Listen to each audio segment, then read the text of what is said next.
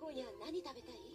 大好物の君をお願いしようかな。スケベ野郎だよ。もう帰るったら。二人の新婚生活は誰が見てもラブラブ。しかしこの幸せを崩壊させるあるものに夫が手を出してしまう。あなた、ご飯よ。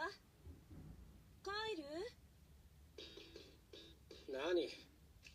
ちょっと今忙しいんだ。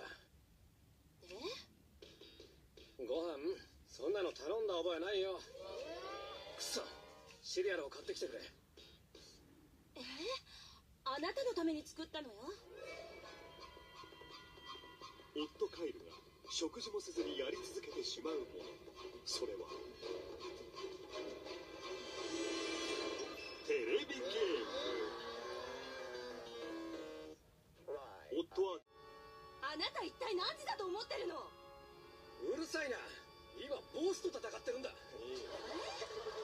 れこのモンスター女。黙れこのモンスター女。モンスター？この一言についにアリスの堪忍袋の尾が切れた。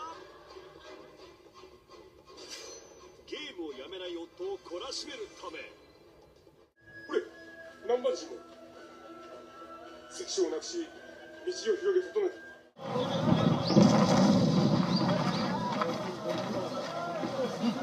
南蛮人です。Ay, ¿qué es esto? ¿Lo conocéis? No. No me gusta eso. Sigamos.